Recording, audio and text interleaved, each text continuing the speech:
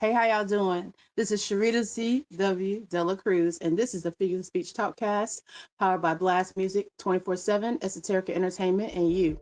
Today, we have the esteemed pleasure of having on. Um, she been around a while, but y'all just didn't know it. She's a rising star. Ursula Robinson, come on in. Hello, how you doing? Hey, I'm so excited to have you on today. I'm excited to be here. Thank you so much for having me here, Sherrita. You're welcome. You're welcome. We can just dive right into it. Okay. Uh, Yes. let's see. When did you know that you had a passion for the arts? I guess when it was kind of I've always been passionate about doing stuff, but I was really like, I don't know, audience, if you don't know this, I grew up with Sherrita. We've known each other since we were Yay! knee high to a grasshopper. And so, Yeah. my family is very athletic. So I was always in athletics. But I really Mm-hmm. didn't know that I really loved performing and doing that stuff until we had to unshell, Shell was decided that all of the grandkids needed to do Christmas caroling. Oh, And so we had to go caroling. And then we went through the neighborhood and we went caroling. And then they decided to do it at Christmas dinner because all of my grandparents, their kids, everybody came for Christmas and everybody. Thanksgiving, right? And Yes. so we did it for Christmas. And then my Aunt Joyce, she said, well, we should add something else to it. Maybe we'll do a nativity scene. So then we started doing a nativity scene.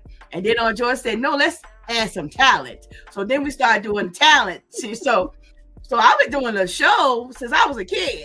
Every Christmas we did a show. Yeah. And so that's when I knew that it was what I wanted to do. Yes. I know that's Definitely. right. I love performing. Like everybody else stopped doing the show, except I was still doing the show up until maybe my junior year, probably my sophomore year of college, because nobody wanted to do the show anymore. First and foremost, I want to say rest in power to Miss Shell. I remember her. She was Yes. such a vibrant person. Yes. So did you perform at high school? I did. I took a drama class with Mrs. Edwards and Kaiser. And Okay. and Shout so out Miss Edwards. I remember yes. Right. And so Mrs. Edwards was great. I had a great time in her class. I took drama class then, and then when I went to Grimsley, I took drama up under Mr. Z. And so so I did drama in school, and I did drama and stuff at church because I went to Wales, and so Wales Memorial. If you a green girl, you know Wells Memorial. Yes. At Christmas time, we did a little show. We did stuff. Yeah. And we did stuff throughout the throughout the year. They worked with the youth, and I did things. And I guess really after maybe middle school, elementary school, middle school or something, it's kind of when I had solidified that this is kind of what I wanted to do. I forgot. I did do oh Lord, I forgot what elementary school I went to. What elementary school did we go to? Did you go to Lindley? I went to Lindley. Okay, then. So it was at Lindley that they had a French immersion class. So they put me in the French class. And we did a play in the French class. And I told my mama, I think I forgot to tell her what day to have my costume. I think I told her. I'm not sure. But I was the only kid on stage without a costume. And they had these fake rowboats. And I can still remember. And we were rowing the boat singing, Farah Jacques, dormez-vous, dormez-vous. Yes, that was my first play. Oh, wow. And the only reason I know that you went to Lindley is because my aunt Rita went to Lindley. Oh, yeah. Okay, yeah. Yeah. Okay. So when she runs down the schools that she went to, I know those are schools y'all had to go to. Because right across the street. So in pursuit of your passion for the arts, you went to school at Shaw, right? And so what did you do with your college training? Yes. Okay. I went to Shaw University, and while I was there, I met wonderful, wonderful people. Went to school with some great people. Actually, I went to school with the Lords of the Underground, the rap group. Oh They wow! were, Shouts out to the yeah. underground. Yeah, and so one of them was a drama major, and then the other Mm. ones kind of met each other while they were there at Shaw, and that's the time that I was there. Oh, I'm about to put the age on myself, but yeah, but that was about the Yes. time. And while I was there, I became more in love with theater, more in love with doing what I was doing, and I started writing when I was young. When I was about 6 or 7, I wrote a poem. My mother let me say it in church. And ever since then, I have been writing. I wrote a little simple kid poem. I think it was like a haiku or something, and Yeah. I was impressed. My mother loved it, so and I wrote my first play at Grimsley in a creative writing class when I Wow, was your first play? yes, my first play. Yes. And he let us. We did a. He was so impressed with it. I can't remember the teacher's name, but he was so impressed with it. He let us do a performance of it. And so we did like a read through, and my brother was in my play because he was in the class with me, Reggie. And Shouts out to Reggie. yes.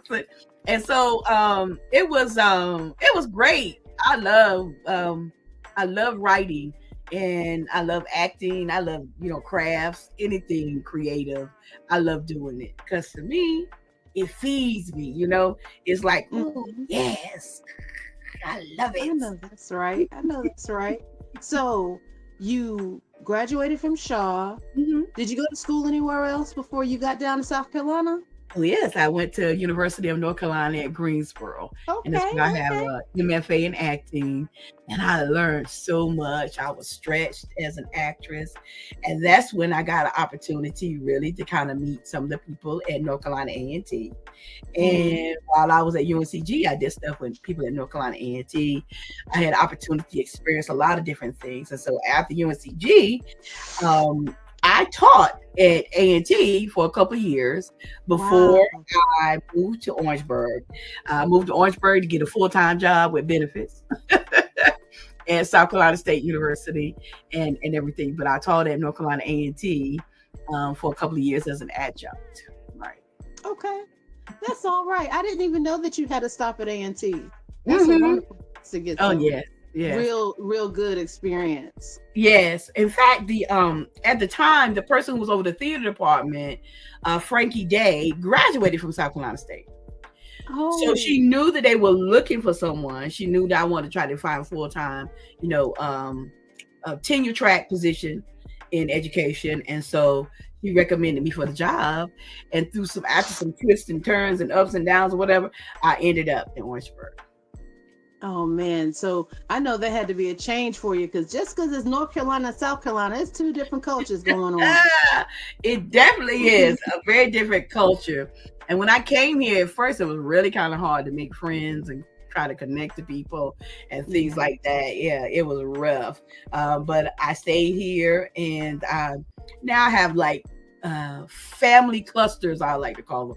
I found out that my grandmother's from Orangeburg, and my grandfather's from Cameron, which is like 10 or 15 minutes away. And but I don't think they met each other until they met in Greensboro. And so it's interesting. So I came here and I already had family.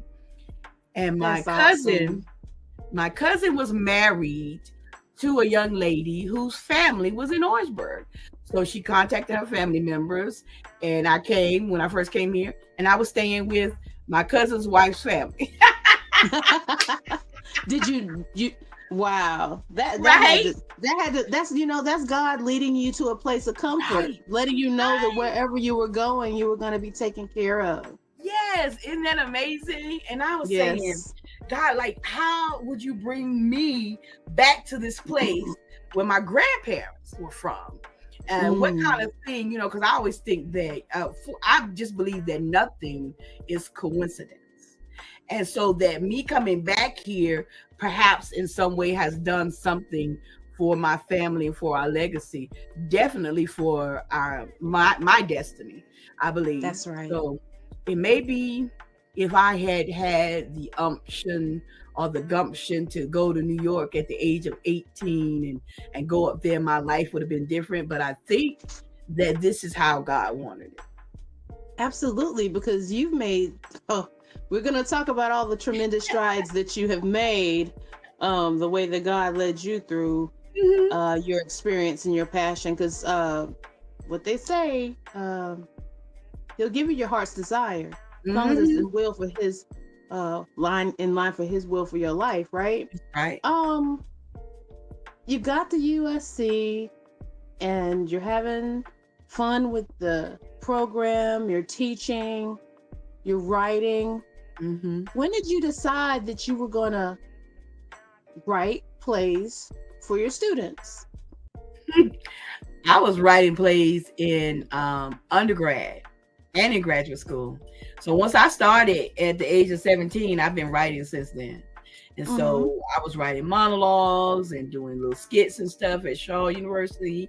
And when I got to UNCG, I was doing full-fledged productions, writing productions, because I felt like that we needed representation. And I wanted to have African-American and African-American women be showcased. And so I wrote stuff of that. And when I got here to South Carolina State, I had an opportunity to write here also. So to write and produce. But then I wasn't just doing it at the school. I started attending Spiritual Foundation Ministries. And at Spiritual Foundation Ministries, I started producing plays with them. Wow. And then I started producing plays on my own. And one of the things that I do very well is that I like to write biographical plays. So people hire me. I work on commission, where they pay me to write something about a family member, about a particular thing in history, or even about a subject matter. And so those things have been very, very wonderful to me, because I like telling stories. I like sharing people's stories. I was even hired by the city of Bamberg to write a play about the history of Bamberg, South Carolina. So I've been doing a lot. I've written stuff for people in this community and people different places. And I've gone several different places, to Detroit and to Atlanta, different places with my productions. All right. So let's talk about this one woman stage play that put you on. What was the name of that play? It was called Skinny, One Woman's Journey to Fat. And it's definitely a play about this character, Divine, who goes through this journey of trying to figure out who she is. So many times we identify ourselves by the size of our thighs, as opposed to the size of our heart or who we are. And it's just this journey. And it's a almost one woman play, because I have another character in the play. Okay. It's my love interest. And his name is Plate. So it's really satirical. And what it is you have a love affair with Plate because everything else around you was not great. And it's really funny. It's interactive. I won an award for best play, best playwriting, or best writing at the Atlanta Black Theater Festival.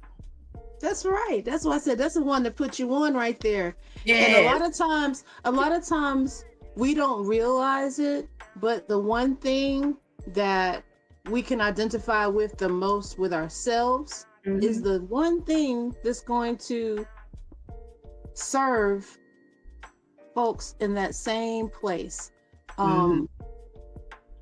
There's a certain amount of people set for every individual, because of course, love your neighbor like you love yourself. And our biggest job is to serve out here. So whenever we set our mind to that one thing, we're serving the people that fall up under our umbrella, if you will. Yes, definitely serving. And I'm so glad that you were able to take that opportunity to. A lot of people are scared to talk about the things that are closest to their heart. Right. But at the same time, you get over that fear and you're on to something. But listen, if you can imagine that the things that you have gone through, it's almost like I think this is the way that they discovered the cure for the way that they discovered penicillin was not through methods that people may go through or think that you would discover medicine from mold and from those kind of things, right? So you got to think about it, that the things that were meant to destroy you could ultimately be the medicine for someone else. Because when we took, and I don't want to get into the controversy of it, but when we took those COVID vaccines, those who did it, those who didn't, they formulated that really from a version of COVID that they had. Because, you know, that's how they do the vaccinations. They take some of the virus, maybe give you a little bit of it. And that's what the flu shot is. They give you a little bit of the flu to build up your antibodies. So when you have been through something, you have built up a defense, hopefully, against that thing, and you have survived it. So I could talk to you about surviving these things because I went through it, and I'm here and I'm alive. And even though I may still deal with these things, I have a message. So we think about it as a ladder. And if I'm on step 5 of the ladder in dealing with how to be more friendly to yourself, you're on the ladder 4. I can on level 4. I can at 5, I can still give you something on 4. That's right. And at 5, I'm looking up to 6, 7, 10. I'm looking up to them to give me the ideas or the tools to get to the next level. So that is that term people use a lot, each one reach one. So when you can reach one person, your my spiritual mother says this all the time, Faith Washington, let my experience be your wisdom. That will teach. Yes, honey. Teach and preach. That's right. So let's talk about how you managed to break into Hollywood. I was looking, because I'm aware of you, and I've always taken the time to keep up with you. That's how I know about the stage play. And I was watching this show called High Town. And I said, that looked like Ursula. Yeah. So I went to IDMB. And I said, Ursula Robinson. I said, ah! And see, that's the thing. You was a quiet storm. Because I didn't even know that you was on a show on Hulu. Can you tell us about how you acquired? Now you like I said, you're stealth. So was that your first experience in Hollywood, or was there another one before that that we're not aware of? It was before that. I think my first SAG feature was in Lady of the Manor. It's a movie by Justin Long. And it's on some of the pay-per-view channels and stuff. And they had a national release of it, but to limited theaters.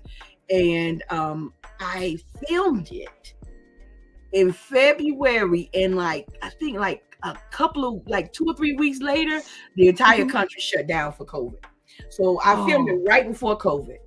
And it was my first union feature, which is SAG, Screen Actors Guild. Let me make sure I know what I'm saying. Screen Actors Guild.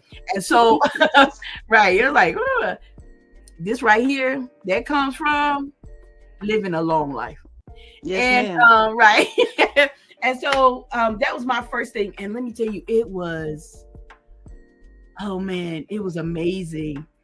I'm on set with the people that I've seen on television. And when I came in and did my role, they were like, oh my God, and she can act. And they were like, oh, she can act. I was like, yeah, you hire people, right? That's what I do. That's what I do. I like, that's why you hire people, whatever. So I don't know whatever was going on, but they were just so welcoming.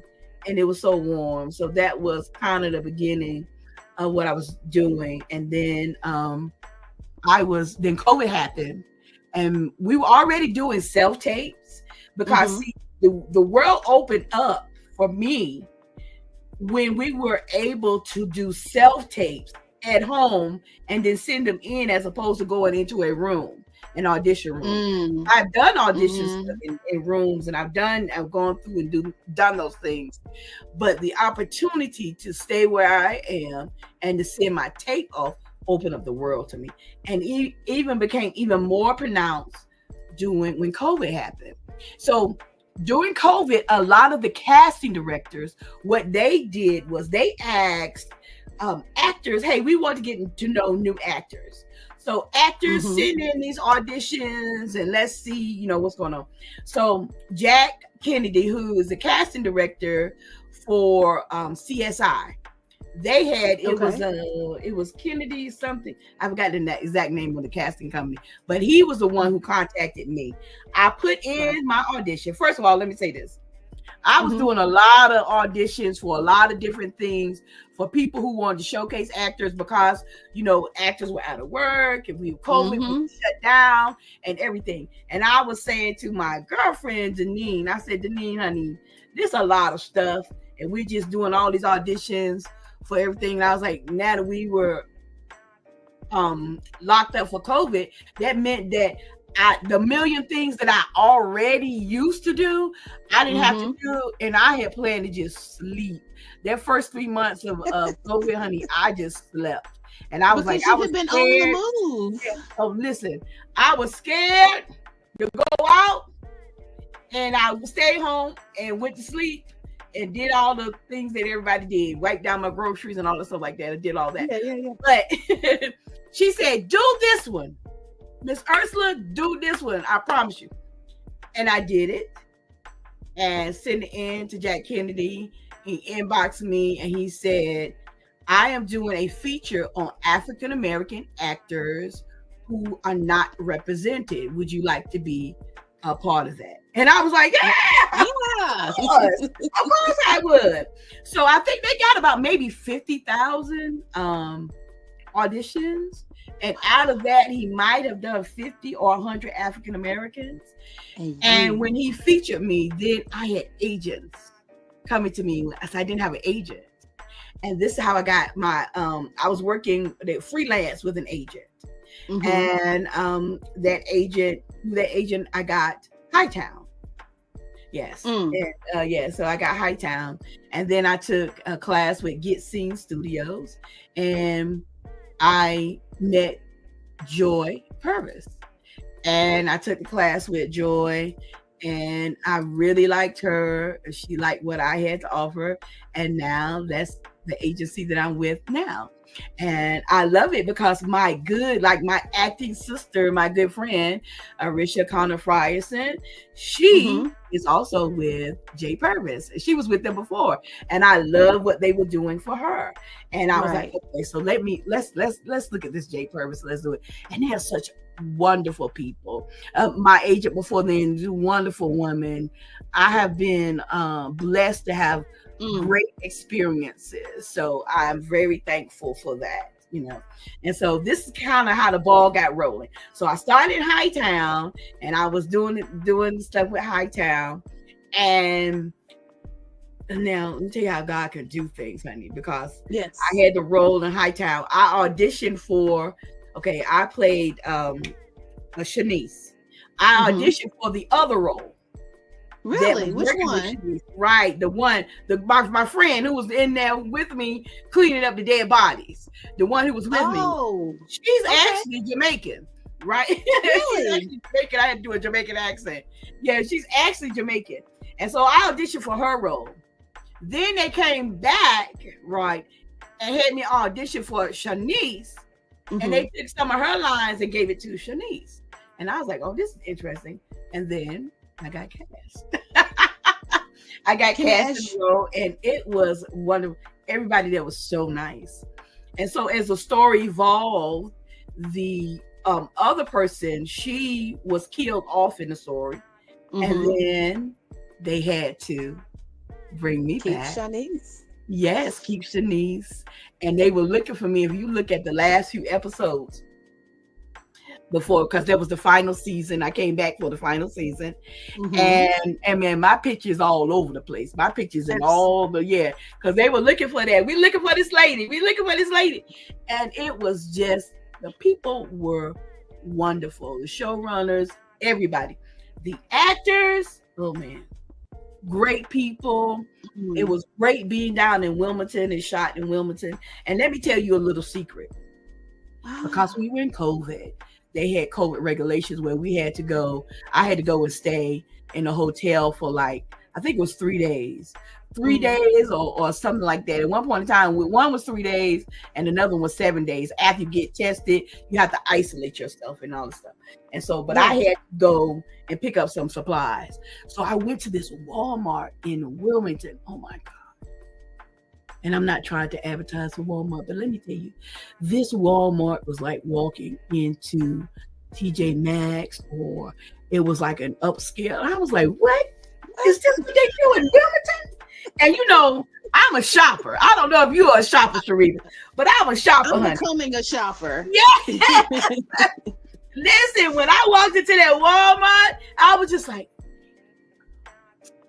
because, honey, I had a ball, right? Because I had to go in there real quick. I was just walking through, staying away from people. I was quadruple maxed and everything. And I just went in there because I just went to pick up some personal stuff. And I was like, look at all of this. It was like paradise or something. And sometimes when I talk to people about that Walmart, I know exactly what you're talking about. It's on so and so, and I was like, yes. But I had a great time, and in the midst of doing that, the job that I got with Justin Long, Lady of the Manor, my reader was one of my students. My students have been a part of my journey. They have they have helped to coach me, inspire me, and then I have coached and inspired them. And I want them to know that it is very possible. Sometimes as an actor, it could be hard. It's a hard job to try to break into the business. It's much easier than it used to be. When I was younger, you would have to move somewhere. Because in order to get an audition, if you stayed in your town or whatever, you would have to drive somewhere, because Atlanta was not the place that it is now with all of these wonderful stuff. So you would have to go. It's like, if you want to be an actor, you got to go to LA. You got to go to New York. You know, and then they start saying Chicago, and then then it's different places. But it was never Greensboro. Never. So, but I mean, I found such wonderful things to do in Greensboro, because there's a lot of great people in Greensboro doing great stuff too. That's so this has been the journey for me, has been about showing people, one, that God hears the prayers of young kids. God heard my prayers. Two, God is allowing me to live my dream. He's opening doors. He's doing that. And he always had this purpose for me. Yes. And I don't know if this was the time it was supposed to be, but it's here, it's now. If I skip my time and then it came, some people but I believe right now it's such a perfect time for me because of who I am. That's right. An actress, but also too as a business owner, because when you're an actor, you own your business because you own you, unless somebody got paperwork on you. That's right. But you own yourself. You got to market yourself when you do that. And so now I'm at a level where I'm very comfortable with a lot of different things. I know who I am as an artist. And so I think that's why now is such a great time for this. But I also too, while I'm working on those things, I needed to keep my feet on the ground and get some checks coming in while I was doing the other stuff, right? And so I have the great colleague who comes to be supportive. So when I go to do things, he's working with the kids, he's holding down the program, and he's doing those things. Very supportive. People around me supportive. My church is supportive. Spiritual Foundation Ministries. Oh, did I tell you I'm over the creative spiritual arts department? So I work with youth. I work with everybody in the church. I do lots of different things. I've been in public relations and doing all kinds of different stuff like that. So the stuff that I'm doing now for me as an actress, I have done for my production company. I've done for my church. I've done it for my school. I've done it for different entities. So I'm just like, it's time for you now, girl. Yes, come on, Sherrita. Hold on real quick. Yes. Hold on real quick. Listen, we got to break out for the Blast Artist of the Week, and then we're going to come right back to you, all right? Okay. Look at you. I'm so happy for you. Vic, take us away.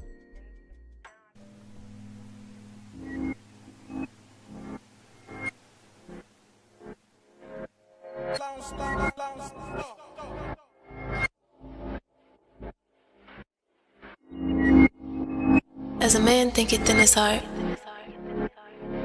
so is he. Now, look in the mirror, tell me what you see. See.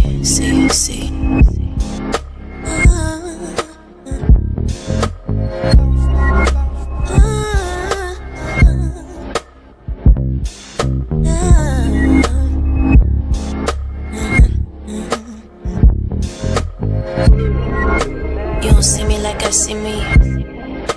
You don't see me like I see me. Nah. You don't see me like I see me. A black god, a black queen. You don't see me like I see me. You don't see me like I see me. Nah. But I see you like I see me. You're a black god, a black queen. Look in the mirror, tell me what you see. I mean, do you really see a hoe? Society calls you bitch, but you are not a dog. It's the other way around, baby girl. You are a god. I know you probably never heard of this, so I suggest you take a hold of this. Yeah, it's some people on this boat that's poking holes in it, but we gon' patch it up anyway and just float on it. People say we don't reflect God, but we the co-creators with God. So if somebody got a problem, then that's their problem. They need to take that up with God, cause we've been here since the beginning. Team black girl, yeah we winning, but we gotta stop with the division. Where light is right and black is whack, that's superstition. Cause Willie lynched us regardless of the difference, but we don't get it. A reflection of you, you're a reflection of me. We're a reflection of God, and inside us is the key. We hold the secrets of the universe, produce the universal kings. We produced Martin with the dream. We produced Elijah, Kareem, and we produced Farrakhan on the scene, yeah. But you don't see me like I see me. But you don't see me like I see me, nah. You don't see me like I see me. A black god, a black queen. But I see you like I see me. But I still see you like I see me, yeah. I see you like I see me. You're a black god, a black queen. A black god, a black queen. Black god, a black queen. You don't see me like I see me. A black god, a black queen. A black god, a black queen. A black god, a black queen. But I see you like I see me. With royalty. Look in the mirror, tell me what you see. Do you really see a nigga? Do you really see a thug? Do you see a drug dealer? Do you really see a savage or a beast or a killer? Well, I don't. I know you've got a lot to carry, a wide load. They changed your name from Kuta Kinte into John Doe. You say your eyes is wide open, but your mind closed. Cause you don't think that you a god. But I know that you got more to offer than what shows. Your dirt's been exposed, but you gotta dig deep to find gold. To find gems, to find gold, that's what you are. Ain't nobody gotta tell you you a star. That's why you want the finer things, the gold chains and the diamond rings. Cause the king deserve it all, no LeBron. You're a reflection of me, a reflection of you. We're a reflection of God, and inside us is the truth. You are the creator of the universe, the sun, the stars, and the moon. Anything you think you can do. Don't you know your mind is a womb? Your thoughts can give birth to something new. But you don't see you like you should see. You don't see you like you should see, nah, nah. You don't see you like you should see. You're a black god, a black king. But I see you like you should see. But I still see you like you should see, yeah, yeah. I see you like you should see. You're a black god, a black king. Black god, a black king. Black god, a black king, yeah. But you don't see you like you should see. You're a black god, a black king. A black god, a black king. A black god, a black king. But I see you like you should see. You're royalty. That's what's up. All right, we're back. Yes. We were just talking about how you allow God to lead you into all of these places for others, and now it's your time, right? Yes, it is. It definitely So is. after Hightown, and I wanted to say that they was missing an element when you left for that little bit of time. I watched it, and I'm not even a TV watcher or anything like that. I've gotten married to someone who really likes TV and stuff, and I'm the listen to music, writing type. So I have to definitely compromise. But one of the shows that I started watching, intentionally, was Hightown, because you were in it. Whenever you weren't in it for that little bit of time, it was really truly an element missing. They had to bring you back. Oh, that's so sweet. And maybe I'm partial because I'm a fan and family, because I'm gonna call myself family, because Barrett's. We definitely are family. I was just like, where's she at? Y'all gonna bring her back? I went back to IDEMB, and I said, where's she at? All right. So then, after Hightown, what other experiences have you? Yeah. After Hightown, I ended up doing some independent films and doing some different things, and I started also too. I'm still producing and writing plays. I still do that. That's majority of my time is spent producing and writing, and so. And in the midst of it, I've done some independent. I did Bermuda. I've done some things. So, and then in the midst of that, I am doing lots and lots of auditions and going places and doing great stuff. And I had other jobs. I can't remember everything at this moment in time. I worked with Tammy Mack out in LA. I did a movie with her called The Plantation Tours. Oh, and it's really good. And so I've done a lot of different things. And then I had this opportunity. I got this audition. And this audition was for a toothless lady who was beating down a preacher. And she had her sons beating down the preacher. And I stood in my audition and I was doing it and I was adding stuff to it. And I was like, and my girlfriend Ursula, she's like, "Ooh, Ursula, that might be a little too much." I said, no, I think this is what they want. And then I got the phone call from my agent, and that's how I got Linda on Divorce in the Black, Tyler Perry's Divorce in the Black. Yes. And okay, so now I'm gonna say it. If y'all don't know and you ain't seen the scene would a woman tell her sons, take him out? Get I was paraphrasing. Can you do it when you looked into that one line? Get Cody. No, not the casket.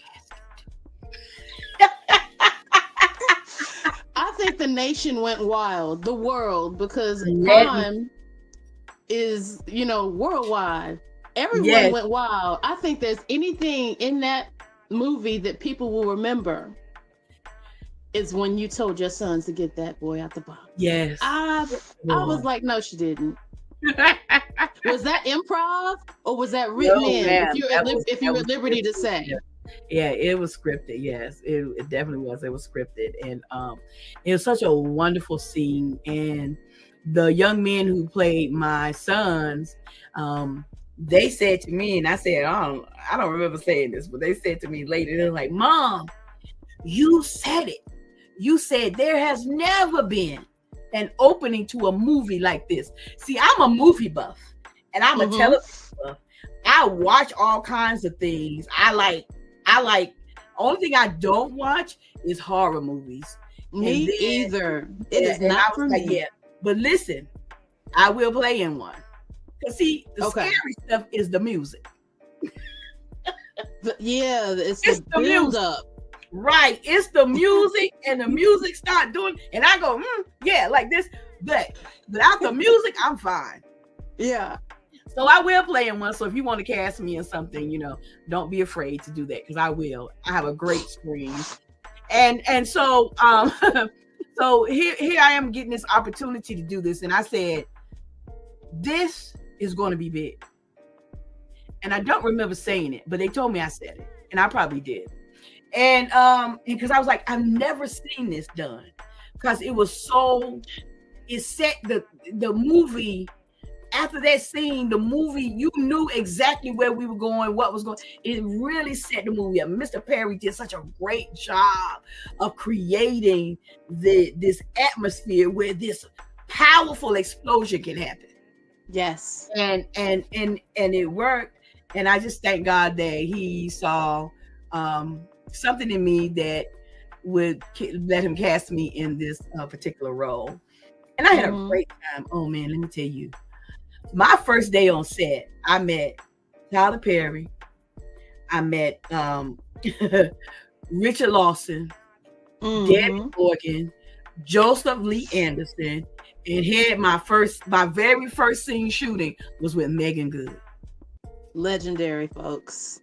Let me just tell you, could you walk into a better situation? Could you go into something? I was like, I am surrounded by legacy and greatness. Yes. And you fit right in, because you are legacy and greatness. Oh, thank you. Thank you so much. So it was great. I was just so enthused to be there. No, man, I was like, oh my God. I can't believe you had to hold that in. You had to hold the fan back. I was like, God, this is me. Okay, this is me. We got this. And I enjoyed it. And the people at Tyler Perry Studios, beautiful people. Let me tell you, I really enjoy set life. I'm just tell you why. Because on set life, you really don't do anything but concentrate on doing what you're supposed to be doing, which is creating a three-dimensional character that is believable, making connections with other characters, that you know the direction in which the director is trying to take this, and you give them what they want so that we can create a cohesive piece of art, right? So they allow you the freedom. On most sets, they do this. On all the sets, they do this. They bring the food to you. They pick out the clothes. They do your makeup. I didn't have to make no decisions except for like what I wanted to eat. And it was so much stuff that you could choose from. And then, I'm sitting there waiting, and I'm a very social person. So even when I was working, let me say this too. I did a lot of background work too, so that I could understand how television is made, how movies are made. And I think that's very important if you want to be in this industry.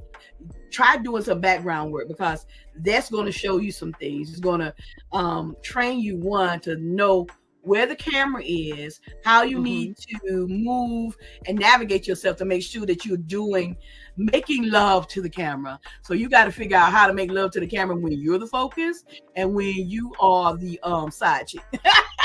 That's a good analogy. Right? Yeah. Right. So I did a lot of background work, and I learned so much from the African American people working backgrounds. I worked a lot of African American shows and things, and you've seen me in some of those things.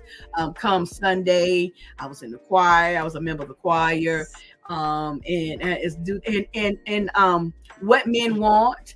I had a scene, like a moment with Taraji P. Henson. It ended up on the cutting room floor, but you can still see me in that scene where she first discovers the voids, and my husband says something to her about her breast and everything in his head, and she can read it. And I'm looking at her like, Are you trying to steal my man? What you doing? Right.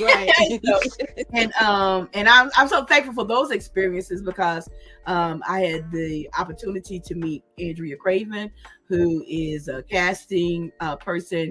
I think she has in her own company, but she also used to do for Bill Marinella casting in Atlanta. And so I just made inroads. God just opened up doors and everything. So for me to find myself in this moment with Tyler Perry Studios doing what I love to do, it was so beautiful. And they're nice people. We talk, we joke. I mean, we had a good time. I had a great time on Hightown too. And I've never really had a bad set experience, really, except for one time. And that was just because, I don't know, just a production person. And I just whatever. But it was it. It was it. Yeah. It was just a communication problem. But I've never really had, and I love set life because all you do is work on your art and you talk to other people. These are things I love that stuff. And so, so it was beautiful, beautiful opportunity. Yeah. So that was a hit. I believe that might have, I don't know, did it set a record? Yeah, it was number one. It was number one. It was number one for a long time. And I think that's the one that increased the number of subscriptions to Amazon, or was it Netflix? One of them did it. I can't keep it up, but one of them, either Beauty and Black, set the number, a record number for of new people to Netflix, or it was Amazon Prime. And Ursula, I need to get my information correct. Divorce in the Black was on Amazon, and Beauty and Black was on Netflix, and we're about to get to that one. Okay. Listen, so this is so exciting because I've seen you grow. I love watching people grow. Yes, thank you very much. You got this exceptional experience on the Tyler Perry Studios. Like, I mean, that whole that army base turned into a studio.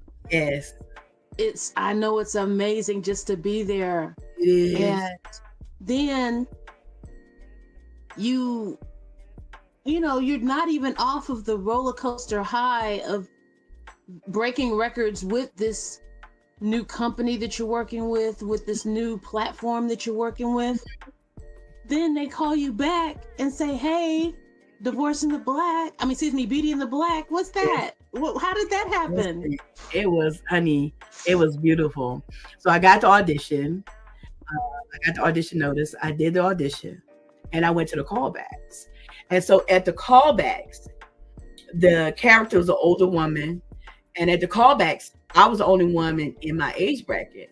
And so it was all these younger girls in there wearing the outfits, the stripper outfits and that kind of stuff like that. So all those young ladies in there. And I was like, well, who is my competition? I was like, well, who am I competing against? Because that's what we do. You know, that's what we do. We look and say, well, who's my competition? Let me see what I got to work on. Let me see, what I got to do up in here, right? And I was like, and I called my girlfriend. I was like, I said, Arisha, I'm the only woman of age in this place. Oh my. He's like, oh, because you got it. I like, well, honey, I don't, I'll claim it, but I'll name it when I sign the contract. No. That's it though. But it was that. It was that's the humility. That's the humility in you. Yeah. I am thankful. I'm really thankful that people see the gift in me and that people want to work with me, and not in a I'm so the low self-esteem kind of thing. No, I am thankful. If there's anything, your confidence is through the roof. Thankful because I know what I've been through to get here. So right. I'm thankful for the opportunities. I'm thankful, and I know that my thankfulness is opening doors not just for me, but for my kids, for my students, because. You know my family, and my family were givers. They were people of the community, just like your grandfather, Mr. Bass. Yes. And so we are blessings because the people before us were blessings. Your grandfather, Mr. Barrett, was a blessing to the community. He was a blessing to his family. He was, he was the shop teacher. and I enjoyed, honey. I made a wooden plant hanger in his class. But he always gave me a break because I wasn't doing stuff right. He always gave me a break and everything. But he was such a great person. But he was such a community activist. He was always about community. And when he passed, I did this video about where is community, because he was definitely a community activist and a person about making the community better. I remember, and I'll tell you just about how we used to be as a community. You're gonna break me all the way down today, girl. Go ahead. I had a Charlie horse in my leg, right? I had a Charlie horse in my leg. I didn't know what was going on. Then years later, I knew what it was. But I got this cramp, and it felt like somebody was stabbing my leg, and I was screaming, crawling through the house. I didn't know what to do. And my grandparents were gone. It was just like I think me and my brothers were there. And I was crawling, and my brother told me, what is wrong? What's going on? I was like, I'm dying. And Mr. Barrett called. He heard you across the street. You know he knows you. Mr. Barrett called. And Mr. Barrett was like, are y'all okay over there? Girl, we got scared. And the pain in my leg went away. I was like,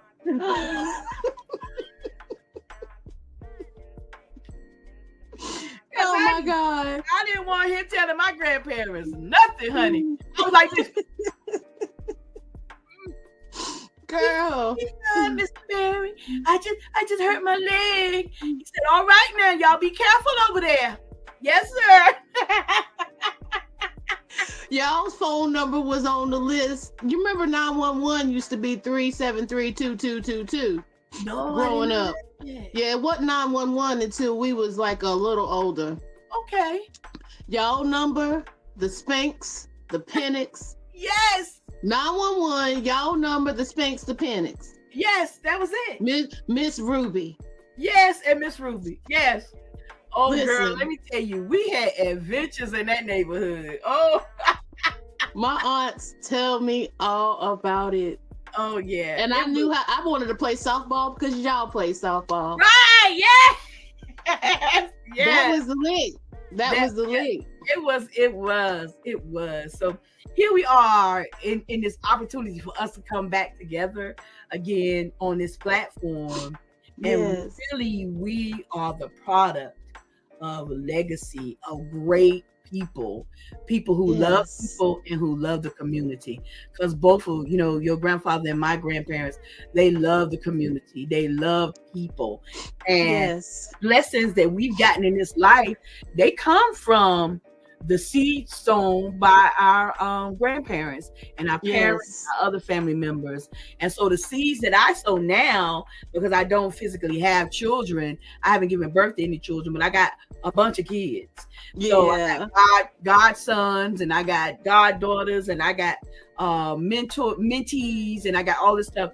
And my seeds now are going to be blessings to them and blessings to my nephews and my nieces. So I'm just excited about that.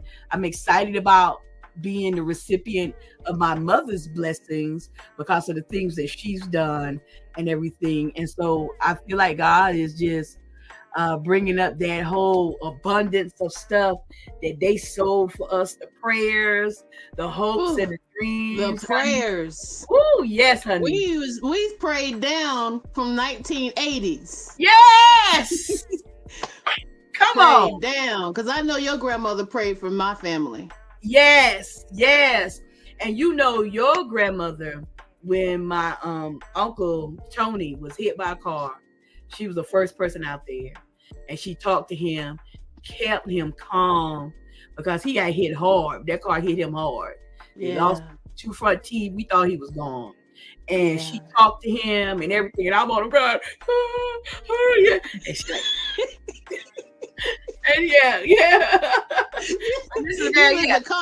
you were the consummate actress, because only you can take me from a stunned state of mind to laughter.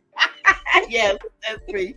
So we great. And so there's nobody like the Glover Street Savers. You remember that?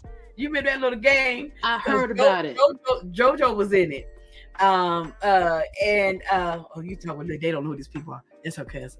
It's okay. It's okay. That just lets them know that there's flavor in the favor. I'm trying to tell you. Yes, it is. And so it's just a blessing.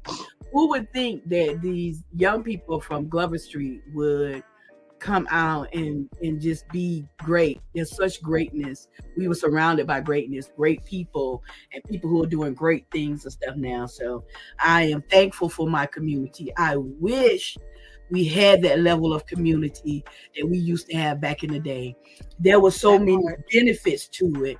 And now we are isolated in our homes. Some of us are scared to let other people know what we got, what's going on, because they're gonna come in and break in and try to do whatever. You know what I mean? And we don't have that level of community like we used to. We talked about that on another episode about, gatekeeping and people not wanting other people to be aware of the tools or the elements that are necessary for success. Yes. But again, I'll say what God's got for you is for you. Even if you're doing something similar or something exactly like another person right next to you, that's their blessing and this is yours. And you're more than welcome to share with others what it is to get you places. I will say that Tabitha Brown is a good example of that too, because she'll tell you all about what she did. Because she is so confident in what she's doing. There's nothing that anyone else can take away. And you are the same exact way, because you are a teacher, because you are an administrator, you and a creator, first and foremost. You don't mind sharing what it is that got you where you are, because you know that Ursula O. Robinson's gift is hers. Right.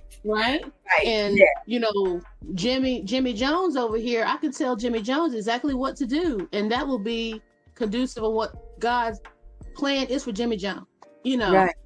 That is one of the greatest things that I have ever realized. Sherrita, one of the things that helped me get to this place also too is that my good friend that I talked about her before, Ursula and I were going up for the same roles. We would actually compete for each other to do the things. And at one point in time, I felt like she was getting everything, and I was like, yeah. And then another friend of mine said, well, you got to make a decision. Are you going to be able to live with that or not live with that? Right? And I said, I can live with that, because guess what? I know that what's for me is for me. And the things that she gets is for her. But our coming together and working on it was mutually beneficial to us both. It helped me to grow as an actress. And even having her as a friend, not just an actor friend, but a friend, a sister, has been so beneficial to my life. She is so awesome to me. And so part of what I've learned from our relationship is to really and truly know that if something is for you, it is for you. It may take 5 hours to come to you or 5 years, but it's coming to you if it belongs to you. If God hasn't, so you having this thing or that, it's going to come to you. You just got to be in position. That's right. Positioning is everything. Everything. Because that means you have to deal with the highs and the lows, and even in those moments where you feel like, man, I'm giving up on this, I don't have time for this anymore, or I don't want to deal with that individual. Just like you said about that instance where you had that one bad experience on set, and it might have just been an individual that you didn't necessarily agree with or work out with, but you still came in there and did your job. And I think that is a significant part of how we overcome obstacles and still see the glory in the things that God has set forth for us. I personally, I don't take too much time on me because it's all about you today. I personally I used to just back down from situations whenever I felt, I don't mind confrontation or anything like that. I'm a very, where I come from. So, I don't mind saying what I got to say. Right. But you know, I used to just really be like, well, I guess I'm not good enough. I'm just gonna go to step to the left. I don't do that anymore. I learned that in my 30s. I can't do that anymore because that right there was just part of the test to see if I'm ready. And the readiness is all, especially whenever you can identify whenever it is that something might be a conflict or a challenge and you press through it. Right. Yes, conflict and challenge. Yes, and then and even with the relationship that I have with Ursula and with my other actress friends and everything, I don't think that I ever felt jealous. I just wanted to get the same stuff she was getting. Yeah. But I knew she deserved to get what she was getting because I seen her work. Honey. Yeah. That girl fire. And she can work. And that girl is fire. You know what I mean? And so, you know, and then the person talking to me, they was like, you accept this or you don't accept this. You make that decision, but that's with everything. Because I was just talking about relationships with the person. Yeah. I was talking about I got all these relationships with these other actors. We all are maybe in the same kind of category. So we all auditioning for the same thing. So do you say because we're all auditioning for the same thing, I can't take this, I can't take this, jealousy is going to come about if they get this or whatever? Well, why? Because you're all really feeding each other. Mm-hmm. Y'all all feeding each other and working together. And see, that made me grow. You know, it made me grow because I didn't look at it as I'm competing against her or the other ladies. I'm really, I don't even say, people say compete against yourself. No, I don't even think I was competing against myself. What I was doing was showing up and being in the right position. So I just had to make sure that I was in the right position and that I was giving what I needed to give. I had to make an adjustment to stage from working in theater to television and film. And part of that was learning how to work with this different medium. So, and with me working with these other actresses, they strengthened me and showed me where I needed to get my strength from, where I needed to come up on the plate, the adjustments that I needed to make. And so, and when I first started, I was insecure about my ability to conquer this particular medium because I'm very big. I'm theatrical. I never doubted my acting. Yeah, because I've always been able to act. And I could stand flat-footed and tell you this from A to Z to 1 to 1,000, 1 million. I can act. Now, I give what the camera needs and not overpower the camera. Because you know, I'm Zaza, I'm entertainer. I'm a pop, you know, that's me. Yeah. I had to learn how to make sure that my inner truth spoke louder than my movements and, you know, those kind of things. And so it's that connection and it's the eyes. And Ursula really helped me with that because she's also my coach. See how it works? You see, look, feed. And we feed off each other and we do stuff together. So it's been great. It's it's been a wonderful journey. And listen, I believe I'm just at the beginning. This is just. I was gonna ask you what's next. I know Beauty in the Black Part 2 is coming sometime. Now I saw a date published, and then I heard somebody say that's not correct. So, but it's coming. It says spring. So look for the spring of this year. And I got some other projects that I can't reveal to you what they are. Of course. As they come up, I'll let you know. And right now, I'm working on a book, and it's coming out in spring also. How to live your dream in 5 minutes a day. Why 5 minutes a day? Because some days that's all I had. And so a lot of times you think I can't do it because I'm too busy. If you can carve out 5 minutes in every day, it will add up and it'll bring you to where you need to be. I promise you it works. Because once you find that 5, you're going to find that you got 10, and then you can find 20, and then you can find 30. Because the first thing you got to do is sit down and create a vision for yourself. What are your dreams? What are your aspirations? How are you going to get there? Then also part of that 5 minutes is knowing which classes to take, because I still take classes. I still go out there. Yo, no, baby, you got to. Yeah, I'm forever learning never stops. Yes, never stops. I take all kinds of classes. When I first started, I was like, I got 3 degrees. I don't need no classes. That's where I was. I don't need no classes. And then I realized, oh, you need classes.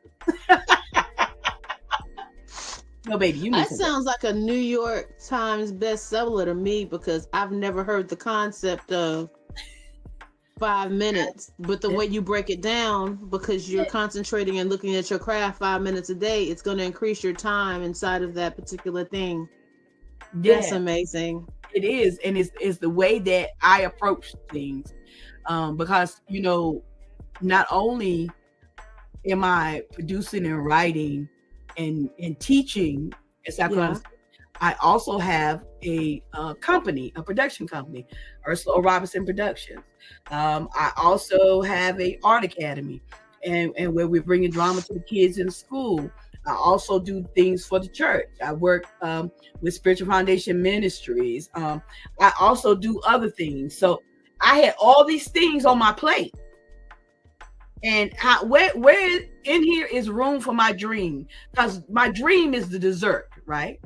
So if I'm at a buffet and I got this big old plate and it's full of pot roast, I really like pot roast, but pot roast and rice and all this other great stuff, and I'm looking at this plate and I can barely hold this plate. You know that Thanksgiving plate?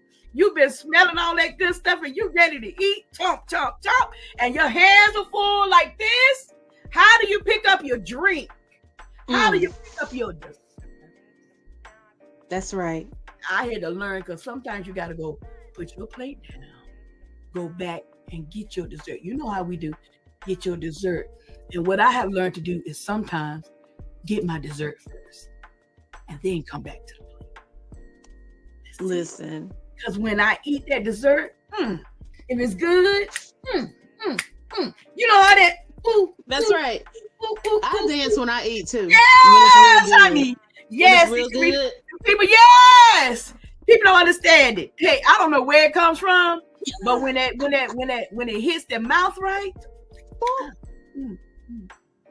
Let me do it again. Let me hit it again. Yes. Because if you get that dessert first, I promise you, it makes that plate much, much tastier. That's right. Yeah. Where can we find you? Where can we find you on social media? And how could someone contact the Ursula O. Robinson Production Company? Yes. Okay. You can find Ursula O. Robinson Productions. Earthstatic is also my stand-up. I do stand-up comedy too.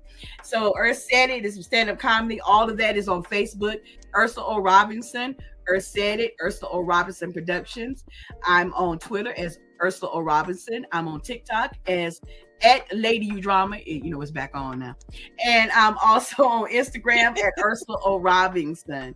And if you would like to contact me about performances or appearances or anything, you can reach me through my social media. Right now, I am working on my website and getting everything together so that you can have a different connection to me.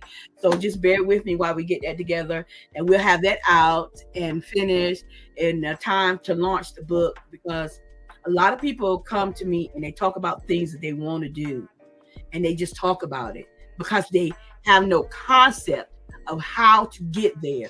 I got to, and I see myself, but I don't know what's the first step to take.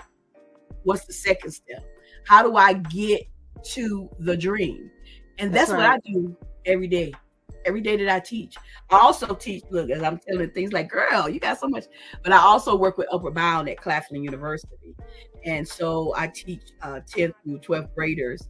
And part of my work as a humanities writing teacher, which I did before, now I'm teaching them drama, was to prepare them for college to do their essays. And so their essays, their college essays, we talked about dreams. And I talked to them and I said, your parents may not have been able to live their dream because they had children, because they had responsibilities. Hopefully you don't have any kids at this stage of time, and your biggest bill may be your phone bill. That's right. So right now is a great time for you to chase your dream. Don't worry about this street life or what other people are doing.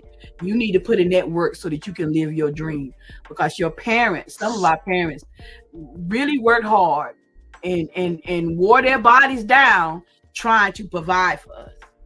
But you can do it smarter, not harder. That's right. That's right. Man, it has been a blast having you on. We might have to have you on again. Yes, I would love that. We might have to have you on again. I'm so proud of you. I'm so proud to see you doing all the great things that you're doing. You're an artist in your own right, you know, and people know your work and know what you go around and what you do. So I'm proud of you for standing up, being Sherrita, and being who you are, doing what you do. You are the legacy of a great, great family. So to God goes the glory, and I'm so thankful that I can see that I can be seen in that way, especially by people that have known me a long time. You know, I really didn't know that I was going to even take these types of direction because I was kind of shy. You know, my mama won't shy. No, I was kind of shy. I was kind of shy growing up. Yeah. And you know, I'm telling you, when God wants you to do a thing, he's gonna make you do a thing. It started with speaking in church, doing church announcements, speaking publicly. When I was 7 years old at United Institutional Baptist Church on East Market Street. Yes. So yeah, you know, we was all steeped in the word. Yes. Growing up. Definitely, honey. Now we tossed the word out when we went outside, but yeah, we all the seed was sown, so we always had to bring it back. Yeah, bring it back. That's it. Bring it back. That's right. Those seeds are still in us. Isn't that beautiful? Absolutely. Yes. Yes. We're gonna go ahead and close out. I want to thank you so much for taking time out of your busy schedule to visit with us here on the Figures of Speech Talkcast. This is Ursula O. Robinson. I'm Sherrita C W Delacruz, and this has been the Figures of Speech Talkcast on Blast Music 24/7. Thank you for having me.